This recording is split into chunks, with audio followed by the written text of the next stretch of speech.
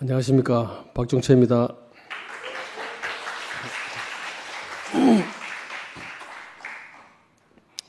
아이고, 폭염인데 많이 오셨네요. 감사합니다.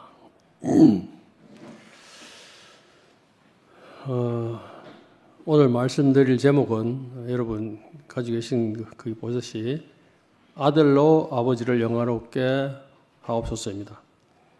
본문 말씀 제가 읽어보겠습니다.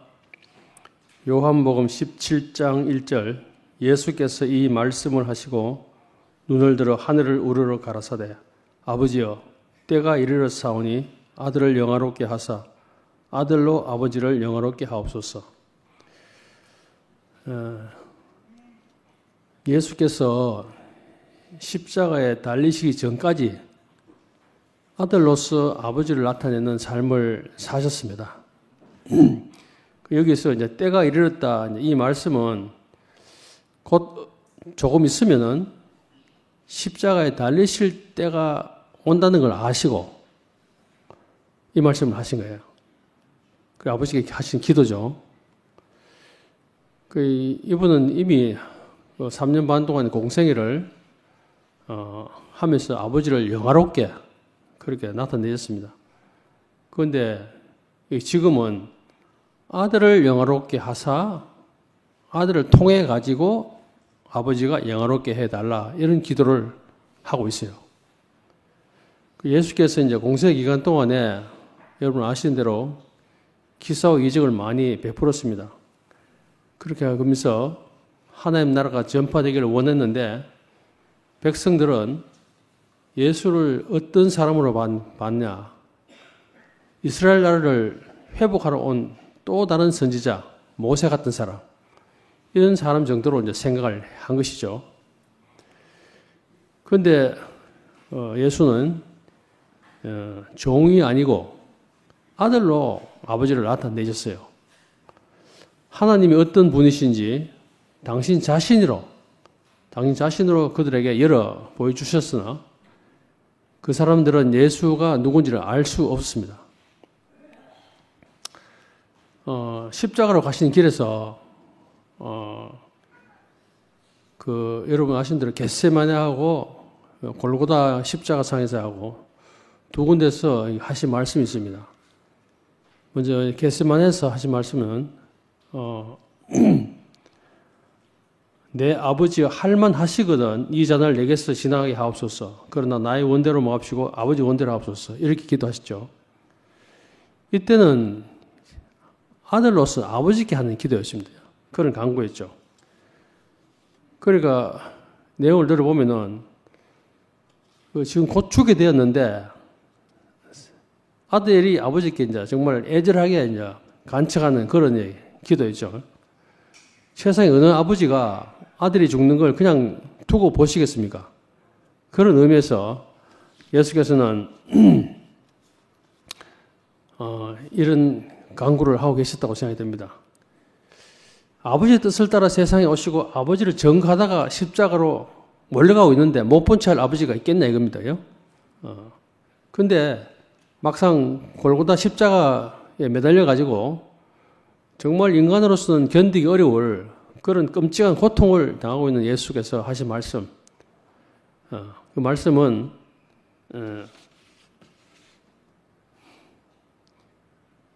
마태복음 27장 46절에 제90점에 예수께서 크게 소리질러 이르시되 엘리 엘리 라마 사박다니 하시니 이는 곧 나의 하나님 나의 하나님 어찌하여 나를 버리셨나이까, 이런 뜻이죠.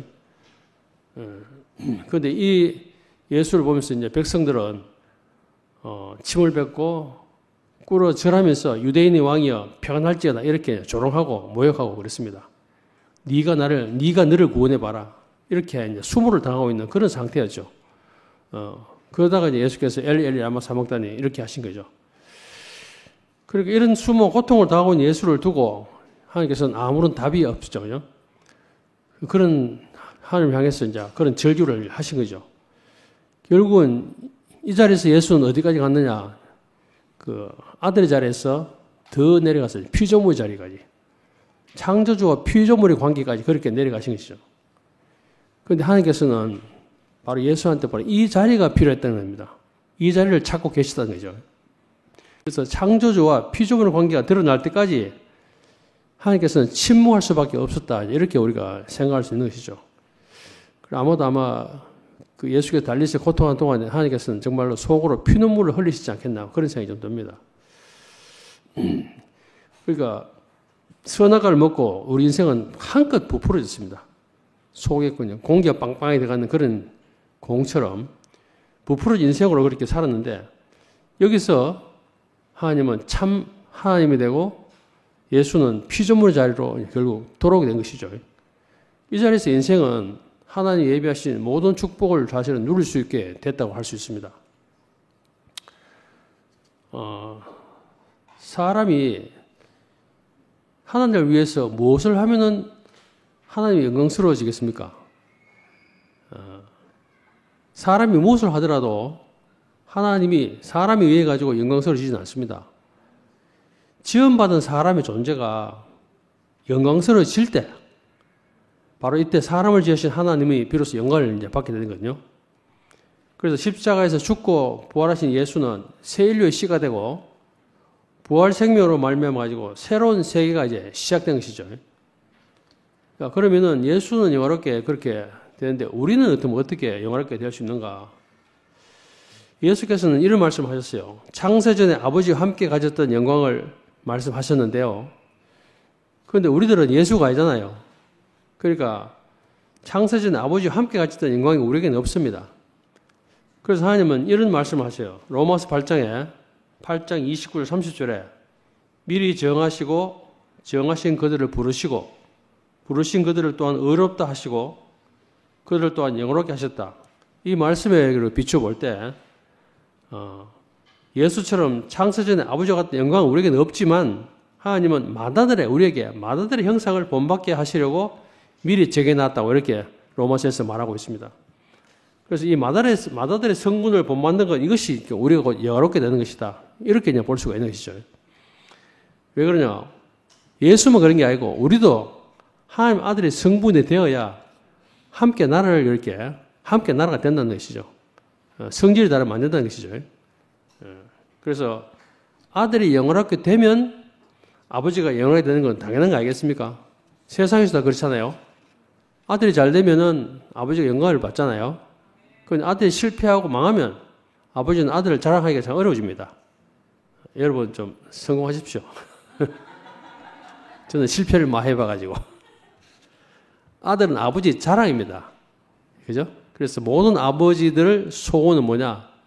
아들이 잘 되기를 바라는 것이죠. 하나님도 마찬가지겠죠. 하나님도 피조물인 우리가 잘 되기를 바라지 않겠습니까? 그래서 인생은 이 하나님의 경륜 안에서 피조물로 창조되었습니다. 그런데 여러분 아시는 대로 사탄의 방해로 인해 가지고 하나님의 목적에서 이탈되어 가지고 옛 창조 안에 주어진 모든 축복이 다 사라져 버렸어요. 그래서 우리는 뭘 가져도 만족이 없고 무엇을 해도 우리 갈증이 해소되지 않는 그런 인생을 우리가 살았습니다. 이 흙으로 지어진 인생이 창조주의 목적에서 벗어나는 것 자체가 저주죠. 자, 우리가 국그릇으로 지어졌어요. 그래서 국그릇으로 그렇게 지어진 우리 대접, 아주 좋은 대접으로 지어졌는데 주인을 잘못 만나가지고 오물을 담는 그런 쓰레기 그릇으로 쓴다면은 그것보다 더 큰 저주가 있겠습니까? 우리 인생이 바로 그렇게 살았다는 겁니다. 그래서 그런 인생으로 살다 보니까 인생은 다 자기대로 높아지고 자기 이름을 빛내고 아등바등 살고 있는 거죠. 왜 그렇게 사는지 알지도 못합니다. 그러면서 그저 높이 오르려고만 하는 겁니다. 옛날에 우리 옛날 얘기 많이 들었죠. 푸세식 변소에 기어 오르는 거, 개들처럼. 인생은 하나님의 목적을 이탈한 인생은 그렇게밖에 살 수 없게 그렇게 우리가 살아왔다는 겁니다. 그래서 자기들이 막 정한 목적이 있어요. 그걸 목적 이뤄도 이제 만족이 없으니까 또 다른 걸 찾고 또 다른 걸 찾고 그러다가 인생이 이제 다 끝나버리게 됩니다. 이것이 바로 하나님의 정해 주신 자를 이탈한 피조물의 운명입니다. 이 사람은 하나님의 경륜을 따라가지고 땅 위에서는 하나님을 대신할 존재로 우리가 지어졌거든요. 여러분 다 아시는 대로. 근데 하나님은 육체가 없는 영이시잖아요. 그 형상이 없고 사람은 또 형상은 눈에 보이는 형상인데 또 실제가 없어요. 그래서 반드시 이 하나님과 사람이 한해야 될 운명을 가지고 있습니다. 그런데 사탄이 방해해가지고 하나님과 사람이 함께 살 수 없게 되었기 때문에 하나님은 포기하실 만도 한데 포기하지 않는 분이에요. 정말 하나님 끈질기십니다. 끊임없이 사람을 찾아오시는 겁니다. 비록 인간이 하나님을 거역하고 자기 백성들이 끝없이 배신하고 이스라엘 역사를 보면요 정말 장난 아닙니다. 끝없이 배신하게 나옵니다. 그런데도 하나님은 형상이 필요하시다 보니까 계속 찾아오시는 거죠. 우리 같으면 골백 번 버려도 시원찮을 그런 인간을 하나님은 손을 놓지 않고 계속 찾아오고 계시는 거죠. 이것은 몸에 필요한 하나님의 절대적인 가난 때문에 그렇습니다. 그래서 하나님은 옛 언약 안에서 여러 가지 방법으로 이스라엘을 원래 지으신 자리로 되돌려 보려고 애를 많이 쓰셨어요. 이스라엘 역사를 보면 하나님께서 상당히 용을 많이 쓰시는 걸 볼 수 있습니다.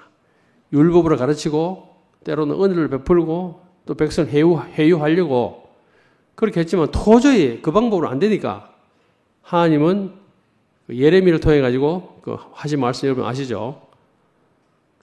예레미야 31장 33절에 그러나 그날 후에 내가 이스라엘 집과 맺을 언약은 이러하니 곧 내가 나의 법을 그들의 속에 두며 그들의 마음에 기록하여 나는 그들의 하나님이 되고 그들은 내 백성이 될 것이라. 여호와의 말씀이니라. 이게 나옵니다. 그래서 이렇게 새 언약을 하고 결국은 아들을 통해 가지고 원래 위치를 회복시키게 됩니다. 그러니까 아무리 고치려 보려고 해도 더 이상 방법이 없으니까 내가 차라리 그 백성들 속에 들어가서 그들 자신이 되는 것이 낫겠다. 이렇게 생각했다는 거죠. 이 말은 우리가 해석하면은 내가 그들의 생명이 되는 게 낫겠다. 이렇게 생각하시다는 겁니다. 그리고 이제 십자가에서 이제 부르신 하나님에 대해서 말씀드리면은, 우리는 십자가를 피할 수가 없는 그런 운명입니다. 하나님은 예수를 영화롭게 하시는 목표가 뭐냐면은, 결국 우리를 영화롭게 하기 위해서 결국은 예수를 영화롭게 하시다 됩니다. 하나님 왜 우리를 십자가로 부르셨는가? 꼭 십자가 아니면 답이 없나? 뭐 방법이 없나? 방법이 없습니다. 다른 방법이 있으면은 예수께서 굳이 그 죽음의 길로 가실 필요 있겠습니까? 십자가 질 필요가 없을 겁니다. 십자가 아니면은 인류가 절대 하나될 수 있는 길이 없다는 겁니다. 자, 하나님은 독생자를 십자가에 달리도록 결국은 보고 있었어요. 결국 허락하시다 그죠? 그렇게 애원하고 있는 예수를 그냥 보고 있었어요. 그거는 하나님께서 이유가 있어가지고 허락하시다 할 수 있는 것이죠. 왜 그랬는가? 결국 연합이 필요하신 하나님이에요. 연합. 우리를 부르고 구원하신 모든 것은 이 연합을 목표로 해가지고 다 일어난 일들입니다. 하나님의 경륜의 목표는 이 연합에 있습니다. 우리 이 연합을 수도 없이 말하고 있지만은 오늘도 결국 하나님이 원하는 것은 바로 이 연합이 있다는 겁니다. 그래서 이 바울은 십자가 외에는 아무것도 알지 않기로 작정했다 이런 말을 했어요. 십자가는 분열되는 모든 원인을 소멸시키는 유일한 대책입니다. 고린도 교회가 여러 가지 일로 아주 복잡한 일이 많았습니다. 그러면서 이제 분열이 됐죠. 그럴 때 바울은 바로 이 말을 한 것이죠. 십자가 외에는 대책이 없다 하는 이런 놀라운 계시가 바울을 통해서 나왔습니다. 십자가로 말미암아 가지고 유대인과 이방인이 화목하게 되었어요. 그리고 하나님과 사람이 화목하게 되고 하나님과 사람이 원수됐지 않습니까? 그런데 이 십자가를 인해 가지고 하나님과 사람이 화목하게 됐다는 겁니다. 그거는 연합으로 인한 것이죠. 연합으로. 다른 이유가 아닙니다. 그분의 죽으심에 연합하면 또한 그분의 부활에 우리가 연합할 수 있는 거죠. 이게 좀 놀라운 비밀인데 우리는 그렇게 죽은 일이 없어요. 그런데 예수의 죽음에 우리가 합하면은 예수의 부활에 우리도 함께 우리가 참여할 수 있다는 겁니다. 이 자리에서 하나님은 모든 인류를 한 자리로 모으셨어요. 연합에 대해서 화목, 유대인과 이방인의 이 화목, 이 말을 이제 제가 보면서 제가 교회에서 여러 번 간증했는데 또 혹시나 못 들으신 분을 위해서 오늘 한 번 더 말씀드리겠습니다. 사도행전 10장 13절에 베드로가 환상 중에 본 내용이 나옵니다. 하늘에서 큰 보자기 같은 것이 내려왔는데 그 안에 온갖 네 발 가진 짐승과 뭐 하늘의 새들이 들어있었는데 이걸 베드로에게 먹으라 이런 이제 음성이 들렸어요. 그래서 보자기를 보니까 유대인들이 먹지 않는 부정한 짐승하고 새들이 들어있었는데 그걸 잡아 먹으라 하니까 베드로가 먹을 수가 없는 것이죠. 유대인들 절대 먹지 않는 건데 속되고 깨끗하지 않은 것은 못 먹겠습니다. 이렇게 이야기했어요. 그랬더니 하나님께서 깨끗하게 하신 것을 네가 왜 속되다 하느냐. 이건 이제 여러분 성경에 나오지만은 이방인 고넬료가 아주 칭송받는 그런 사람이었거든요. 그래서 그 사람에게 복음을 전하기 위해서 결국 고넬료에게 절대 유대인이 이방인들이 가지 않는데 베드로에게 결국 고넬료에게 가라고 하니까 이제 이 베드로가 이제 그런 반응을 보인 것이죠. 여러분 뭐 우리는 뭐 다 우리 깊이 잘 모릅니다만은 유대인들에게 이방인은 짐승이나 다름없다 그래요. 예? 개돼지 수준의 겁니다. 야, 이게 너무 심합니다. 그죠? 사람을 그냥 개돼지 수준으로 본다는 거죠. 그 정도로 유대인과 이방인 사이가 그렇게 아주 나쁩니다. 자, 유대인이 볼 때 이방인은 하나님 약속도 없고 외인이고 율법도 없고 야만인으로 이렇게 생각하는 족속들입니다. 상종할 수 없는 사람이죠. 그런데 이들에게 하나님의 말씀을 전하라고 하니까 베드로가 이제 못 가겠다 한 것이죠.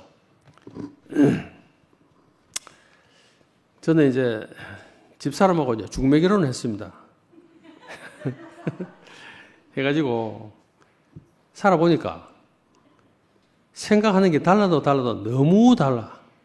그래서 극심한 갈등을 많이 느꼈습니다. 여러분 얘기했지만 정말 동이 서에서 먼 것처럼 그렇게 생각이 들 만큼 너무 다른 거예요. 그런데 여러분도 똑같지만은 사람이 사회적으로 살아가는데 기본이 되는 것들이 많이 있지 않습니까? 특히나 사람들 관계에서 서로 지켜야 할 것들도 많이 있고 꼭 법이 아니더라도 사회 규범도 많이 있습니다. 살펴보면 많이 있어요. 근데 집사람이 어릴 때 성장 과정을 너무 오늘 길게는 못하니까 그런 성장 과정을 거치면서 특수한 성장 과정을 거쳤어요. 그러니까 사람과 관계 속에서 이렇게 뭐 배울 기회를 좀 이렇게 상실했어. 그래서 특수한 형편에서 자라날 수 있습니다. 그건 이제 개인적으로는 참 아픈 사연인데, 근데 같이 사는 내는 또 안 그렇잖아요.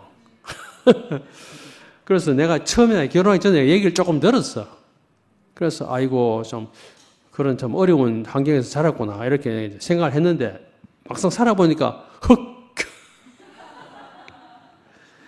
오메 달라도 너무 힘들다 보니까 와 정말 힘이 많이 들었습니다. 이해를 해보려고도 많이 해봤어요. 예. 근데 도저히 이해할 수 없는 일을 많이 겪다 보니까 기가 차가지고 제가 이제 뱉은 말이 니는 기본이 안 됐어. 이 말을 수도 없이 했어요. 니는 기본이 안 됐어. 저는 이렇게 상대방을 무시하는 말을 해본 적이 없는 사람이에요. 저는 이런 거친 용어를 잘 안 쓰는 사람입니다. 그런데 내가 이런 말을 할 정도가 됐으니까 참 난감해. 그러다 정말로 이제 화가 머리까지 차오르면은 또 더 심한 말을 합니다. 내가 하나님이라면 너 같은 인간 안 만들어. 야, 이거 사람 돼가지고 이런 말 참 하는 거 참 이거 놀랍습니다. 이런 저주스러운 말까지 내가 뱉었어요. 그래서 또 집에서 숱한 갈등을 겪고 있지만은 문제는 교회라. 교회에 오면은 집사람이 이제 교회 간증한다고 툭 튀어나가요. 나가서 간증하고 들어오는 게 아니라 그냥 들어와. 어떨 때 간증을 하긴 하는데 서로 물론 결론이 없어. 그래서 대가리만 말하다가 어떤 날은 꼬랑지만 말하다가 이렇게 이제 도대체 무슨 말을 하려고 나가는 것인지 제가 옆에서 들어도 알 수가 없어. 그렇게 그런 말을 하고 들어온 날은요 정말 제가 숨고 싶어요. 그럴 때 한두 번이 아니었어요. 제가 무슨 뭐 심오한 간증을 요구를 합니까? 그것도 아니고 그냥 자기 일상을 얘기하고 뭐 들어오더라도 듣는 사람이 무슨 말 하려고 하는지 그 정도만 알 수 있도록 해주면 좋겠는데 그렇게 들락날락 하면서 어떨 때는 하필은 무슨 이유인지 모르지만 춤출 상황도 아닌데 춤도 막 춰. 그러니까 제가 집사람의 남편이랑 이 자체가 너무 쪽팔리는 거라 그걸 또 못하게 할 수도 없고 정말 참 죽을 맛이더라고. 결혼 전에 이제 혼자 살 때는 뭐 제가 뭘 잘못하지 않는다면은 뭐 숨고 싶을 일이 있겠습니까? 근데 결혼을 하고 나니까 딱 묶여가지고 집사람 내하고 한 묶음이라. 그래서 도매금으로 넘어간 경우가 너무 많은 거야. 그러니까 피할 수가 없는 거예요. 장아무개 하면은 박아무개, 박아무개 하면은 장아무개. 이게 딱 묶여가지고 생각나게 해. 자, 또 어떤 경우는 갑자기 앞에 간장 하나 나갔다가 갑자기 저를 막 찾아요. 전 나갈 생각도 없어. 그런데 막 찾다가 갑자기 불러내. 그러면 준비도 안 하고 있다가 갑자기 불려 나가면은 참 정말 입장 곤란할 때가 정말 많았어요. 그러니까 이제 그다음부터는 저를 찾는 액션만 딱 보면은 제가 안 보이도록 고개를 싹 숙이고 어떤 나라 몸을 밑으로 싹 집어넣고 그래가 숨는 일이 이제 자주 생겼어요. 그러다가 이제 한 번은 집사람이 간증을 하라. 앞에 나갔다 들어왔다 하다가 간증도 안 하고 그냥 들어온 걸 보고 어떤 자매가 갑자기 요 식당 교회 할 때요. 언니야. 언니 오늘 언니 되면 은혜 받았다. 갑자기 무슨 말이냐 하면은 자기는 용기가 없어. 그래 앞에 나가서 간증을 한 번도 못 했는데 우리 집사람은 간증도 안 하면서 들락날락 그때 이제 그걸 보고 저 언니는 간증도 안 하면서 나갔다 들어왔다 하는 걸 보고 그걸 보니까 자기가 용기가 나더라 이거라. 그래서 은혜가 됐다는 겁니다. 내가 그 말 들으니까 내가 막 띵 맞추는 거야. 난 쪽팔려 죽겠는데 그런 모습 보고도 은혜가 된다는 사람을 보고 내가 충격을 먹었어요. 충격을. 아이고 저런 모습을 보고도 은혜가 된단 말이가. 그래 기분이 참 묘하더라고. 그런데 문제는 그 다음 주 일요일 날이라. 그날도 집사람은 무대 체질인지 모르게 앞에 나갔다 들어왔다 들어갔다 나왔다 하면서 신나게 춤도 추고 막 무슨 말인지도 모르는 그런 간증을 막 해대고 들어오는데 또 어떤 자매가 언니야 언니를 보고 또 은혜 됐다. 두 번째 또 딴 사람이에요. 같은 사람 아니야. 또 이 사람은 경우 이러냐. 아마 자기는 간증은 하고 싶은데 아까 그 사람은 용기가 없었고 이 사람은 간증은 하고 싶은데 이 말을 조리기 잘 못해. 그러다 보니까 앞에 나간 자체가 어려웠던 것 같아요. 그건 지사를 보니까 말을 잘하는 것도 아닌데 들락날락 춤을 췄다가 들어갔다 나왔다 아주 무대를 휘젓고 다니고 이런 모습을 보고 아주 감동을 받은 거라. 그러면서 언니야 은혜 받았다 이렇게 하는데 제가 그날도 저는 그런 집사람을 보면서 죽을 맛이었는데 와 그 자매를 봐가지고 내가 또 한 대 맞은 거야. 그래서 제가 두 번이나 이런 얘기를 들으면서 제가 제 개념이 팍 깨진 거예요. 교회는 저런 경우에도 은혜를 받을 수가 있구나. 제가 볼 때 은혜 받을 일이 아닌데 그 사람한테 은혜 됐다는데 뭐 할 말이 없잖아요. 그래서 내 생각에는 부끄러워가지고 그러지 말라고 말리고 싶은데 그걸 보고도 은혜가 됐다 하는 사람이 있으니까. 그러니까 좀 전에 제가 고넬료 얘기했잖아요. 그때 고넬료 보고 했는 말이 뭡니까? 하나님이 깨끗한 것을 네가 왜 속 더럽다 하냐 이 말이거든요. 그 제가 이제 그 생각이 탁 나는 거예요. 하나님이 불러놓은 사람을 내 같으면 내가 하나님 같으면 네 같은 건 안 만들어 이렇게 말할 수 없다는 겁니다.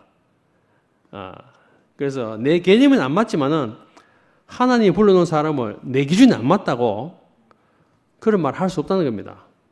그날 이후로 제가 이제 네 같은 인간 안 만들어 이 말 제가 싹 사라져 버렸어요. 지금까지 그러고 한 번도 안 썼어요. 그래서 이 사람은 이럴 수밖에 없는 사람이구나.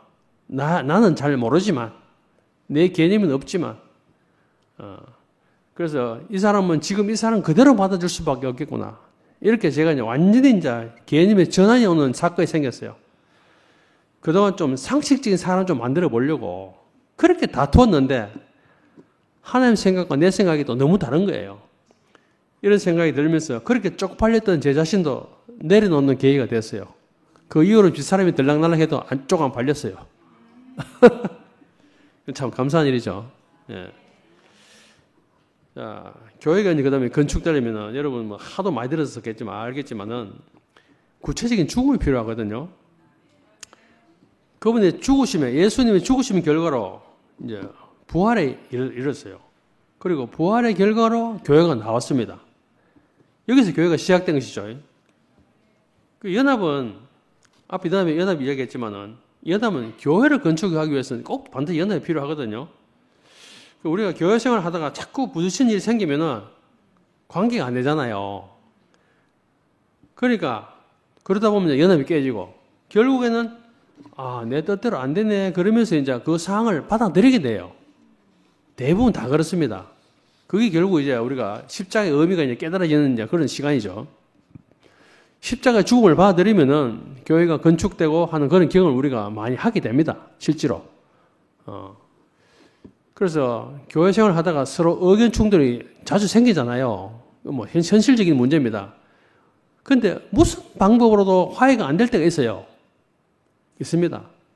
왜 그러냐? 각자 서로가 다 잘했다고 생각하기 때문에 그럴 때는 해결이 없어요. 이럴 때 어떻게 하면 좋겠습니까? 방법 딱 하나뿐입니다. 십자가에서 만나면 돼. 십자가에서 만나면 화목이 됩니다. 방법이 없는 게 아니라 있어요. 있는데 자기는 가기 싫고 네가 가라 이거야. 네가 가라. 네만 가라 하니까 안 되는 거라. 같이 십자가에서 만나면은 하나가 됩니다. 화목이 됩니다. 그래서 십자가 앞에 가면은 잘한 것도 없어지고 잘못한 것도 없어지고 오직 피조물인 자리만 남게 되거든요. 예수님께서 아까 그 피조물 자리에 드러났듯이 우리도 마찬가지입니다. 그 자리에 우리가 가서 만난다면은 오직 피조물 자리만 남기 때문에 다 모든 게 잘했고 못한 거 다 원어무효됩니다. 그래서 이걸 대책을 머리로 나누는데 실제로는 잘 안 돼요. 그래서 안 되지만은 우리가 또 해봐야 안 되겠습니까? 오늘 교회는 어떤 장소냐? 화목의 장소입니다, 사실은. 여러분이 오늘 왜 오셨습니까? 그리스도 화목하러 오신 거예요. 그럼 화목하러 왔는데 옆에 사람하고도 화목을 해야죠. 그죠? 예. 십자가에 못 박힌 그리스도 인해 가지고 우리는 영단번에 우리가 구속을 받고 속죄가 됐어요. 그렇지만 우리가 늘 접하고 있는 게 세상이지 않습니까? 그러다 보니까 계속 뭔가 묻어 들어와. 그렇기 때문에 계속 씻어내야 되는 겁니다. 그렇지 않으면은 세상 풍조가 밀려들어 가지고 교회는 세상과 막 섞여 가지고 교회인지 세상인지 헷갈릴 수가 있어요. 그래서 날마다 자기 십자가를 지고 우리가 가지 않으면 안 되는 겁니다. 그래서 우리가 날마다 십자가를 바라보면서 이미 내가 이미 죽은 사람이구나 하고 우리가 인정하고 우리 그걸 발견하고 그러면서 그리스도 안으로 우리가 가게 되는 것이죠. 같은 맥락이지만은 역시 이제 분열에 대한 얘기인데 오늘 이제 교회에서 일어난 일들을 보면요. 뭐 특별한 것 때문에 뭐 이렇게 서로 뭐 분열이 되는 게 아니에요. 아주 소소한 거, 사소한 거 이런 때문에 분열되는 경우가 참 많습니다. 의견이 조금 달라. 생각이 조금 달라. 그런 이유로 또 갈라져요. 근데 이럴 때 교회가 어떻게 흘러가는지 하나님이 하시는 손길을 바라보면은 그게 답이에요. 아까 말했듯이 십자가에서 만나든지 안 그러면은 좀 자기가 그냥 지켜보고 있든지 그러면 되는데 내 생각으로 이렇게 하면 좋겠다는 생각 때문에 밀고 나가면 꼭 또 사고를 칩니다. 그래서 혹시나 그런 부딪힘이 생기거든 좀 기다려 주시고 조금 이렇게 지켜보고 그러면은 이상하게 있잖아요. 하나님께서 해결하시는 우리가 참 많이 보게 됩니다. 다양한 사람이 모였는데 어떻게 생각이 같겠습니까? 그죠? 그래서 일을 하다가 혹시 부딪히거든 직진하지 마십시오.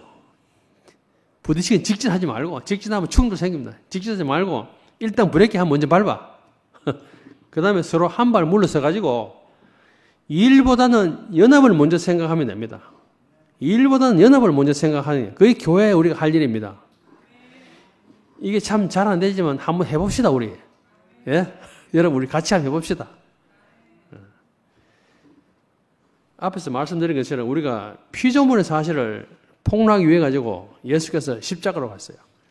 예수께서 십자가 가신 건요 바로 아담의 그 정체가 폭로되도록 바로 피조물의 사실을 폭로하시기 위해죠. 예수께서 십자가에 죽으신 최종 목표는 결국은 이 교회 건축 때문에 그렇습니다. 하나님은 형상이 필요하고 또 우리와 같이 말이죠 몸이 필요하지. 그래서 교회 건축이 하나님의 최종 목표입니다. 그래서 그분의 죽으심으로 유대인과 이방인이 하나 됐죠. 중간에 막힌 담이 흐려졌죠. 그래서 사람과 하나님도 하나 됐어요. 그런 길을 열어놨어. 이방인과 유대인은 하나 되게 하셨어요. 그래서 최종 목표가 하나님 최종 목표가 우리가 뭐라는 걸 우리가 분명히 알아야 됩니다. 그리고 교회도 사회다 보니까 여러 가지 일이 이제 실제로 필요합니다. 그런데 절대적인 것은 아무것도 없습니다. 그죠? 이 일 아니면 죽는다 이런 일이 없습니다. 실제로. 일이 될 수도 있고 안 될 수도 있는 일이 거의 대다수입니다.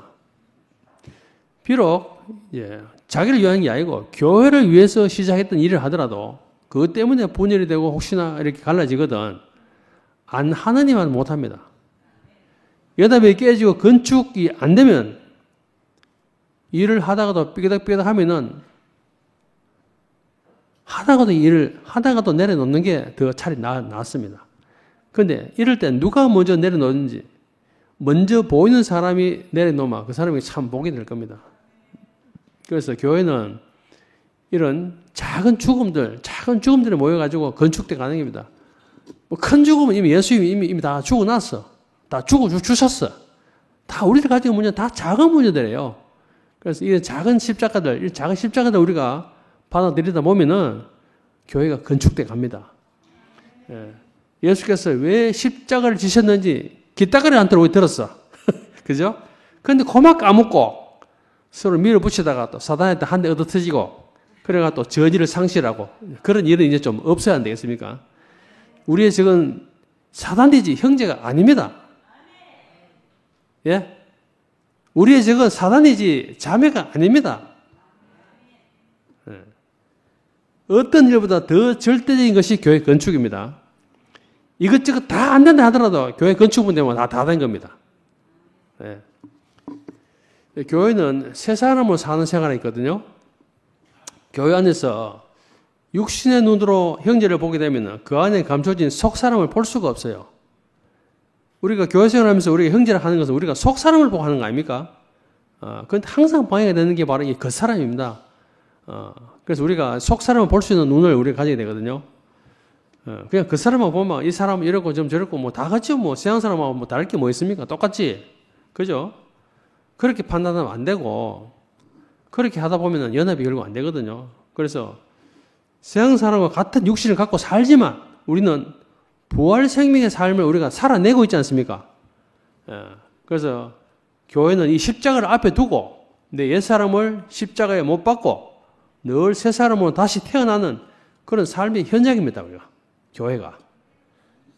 그래서 교회 생활에서 십자가 빠져버리면요 교회는 마음에 맞는 사람은 받아들이고 마음에 안 맞는 사람은 배척하고 그러면 세상과 별반 다를 게 없어요.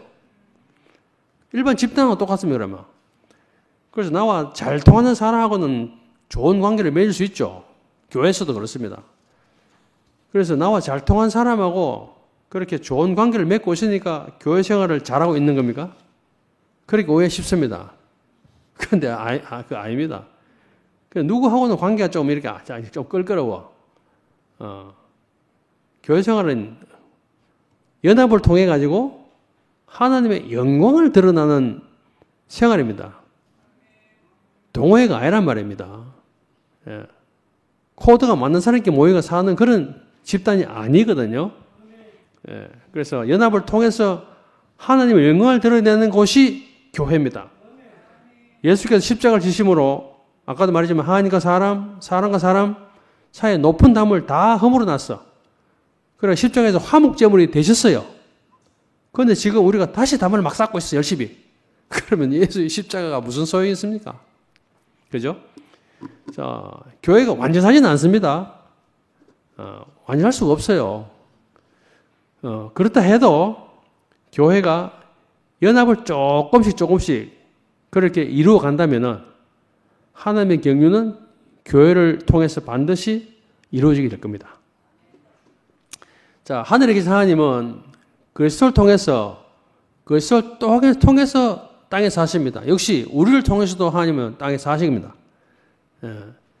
자, 그럼 예수가 사실은 많이 안 오셨으면은 하나님은 참 오해 많이 받았을 거예요. 구약의 하나님은 아시는 대로 여러분 무자비한 하나님 그런 거 많이 있죠. 어떨 땐 불을 내리고 어떨 땐 뭐 벼락을 내리고 하는 이런 분이라고 하고 또 율법을 또 내리는 아주 깐깐한 분이기도 하고 어떨 땐 또 백성을 되게 사랑하는 것 같아. 어떨 땐 뭐 전능하신 분 같기도 하고 하여튼 헷갈리는 분이야. 그런데 예수가 오시면서 하나님이 어떤 분인지가 예수의 인기를 통해 드러났어. 그러니까 하나님도 예수한테 억수로 고마울 것 같아. 그죠? 그래서 하나님은 예수 안에 와가지고 비로소 하나님이 충만히 드러난 거예요. 그래서 그리스도는 교회를 통해가지고 또 충만해지거든요. 교회가 없으면요, 그리스도가 또 잘 안 드러나. 그죠? 그래서 교회를 통해서 하나님이 지금 표현되고 있습니다. 이것이 오늘 우리에게 맡겨진 아주 신성한 임무라고 할 수 있죠. 그래서 그리스도는 하나님의 충만이고, 교회는 그리스도의 충만이에요. 최종적으로는 이 교회가 하나님을 온전히 드러내는 충만이 될 겁니다. 그래서 하나님은 땅 위에서 그리스도를 통해서 아까 사시다 그랬죠. 구약 시대는 하늘에 계시고 또 율법이나 선지자를 통해서 또 하나님께서 활동을 하셨는데 그렇기 때문에 온전치 못했어. 그리고 아주 부분적이었어. 그런데 그리스도를 통해서 사시니까 하나님은 비로소 땅에서 아주 온전하게 사시는 분이 되신 거예요. 그래서 하나님은 그리스도를 통해서 살고 그리스도는 교회를 통해서 살고 그래서 지금 하나님을 찾으려면은 하나님 어디가 사신다고요? 교회가 사시잖아요. 그러니까 지금은 여기 오면 하나님 만납니다. 예. 그러니까 교회가 얼마나 소중합니까? 예. 우리가 이런 위치에 있어요. 우리가 이런 위치에. 너무 놀랍지 않습니까? 그래서 우리를 이렇게 말이죠. 우리의 신분을 격상시키신 하나님 우리가 찬송하지 않을 수 없습니다. 결국 하나님은 교회 안에 사시고 교회를 통해서 또 생활하시고 그렇습니다. 그리고 교회 생활은 내 어떠함을 드러내는 생활이 아니고요. 그리스도로 말미암아 조성된 새 사람을 나타내는 삶이에요. 내 어떠함을 드러내는 삶이 아니란 말입니다. 그래서 그리스도로 말미암아 삶이 드러나면 연합이 되고 생명이 흐르는 교회가 됩니다. 그리고 그리스도 인격을 그때 나타내고 살아내는 생활이 되겠죠. 자, 이제 거의 다 됐습니다. 우리가 교회 생활을 하면서 표면적으로 볼 때는 어떨 때는 내 생각이 더 합리적이고 논리적일 그렇게 보일 수가 있어요. 그런데 그런 문제로 조금 하여튼 이렇게 문제가 되거든. 자기 생각을 내려놔야 되는데, 아까도 말했지만, 내 생각이 이루어지냐, 안 이루어지냐 하는 그것보다는 교회 연합이 더 중요하게 생각이 되면요, 우리가 한 발 물을 쓸 수 있습니다. 그러니까 이걸 참 우리가 명심해야 될 문제일 것 같아요. 그래서, 일이 혹시 잘못되는 경우가 있더라도 연합에 방해가 되지 않도록 우리가 배려하는 마음이 생긴다니까요. 그러면은, 교회가 더 우선시 돼야 되겠구나. 교회 연합이 더 필요하구나. 이렇게 우리가 알면 정말 그것은 감사한 일입니다. 자, 하나님과 우리는 한 운명입니다. 그래서, 아까 말했지만, 지금 우리를 통해서 하나님이 살고 계세요. 그렇기 때문에 우리가 승리하면 하나님 승리하고, 우리가 패배하면 하나님도 패배하는 것이죠. 그래서 하나님과 우리가 한 운명이라는 것을 우리가 반드시 명심하고, 하나님의 팔을 들어드리는 그런 삶을 우리가 살아야 되지 않겠나 그런 생각합니다. 예, 오늘 준비한 여기까지 하겠습니다. 기도하고 마치겠습니다. 감사하신 아버지 하나님, 오늘 우리에게 보여주신 예수님의 십자가 사건을 통해 우리에게 베푸신 은혜가 얼마나 놀라운 것인지 알게 해주신 것을 감사드립니다. 우리를 피조물의 자리로 회복시켜 주셔가지고 마다들의 형상을 본받아 우리를 영화롭게 하신 것을 감사드립니다. 늘 곁길로 가고 불순종할 수밖에 없는 우리를 붙들어 주시고 함께 살자 하시는 은혜에 감사드리고 특히 교회 건축에 한 마음을 갖게 해주신 은혜를 감사드리며 예수님 이름으로 기도드렸습니다. 아멘.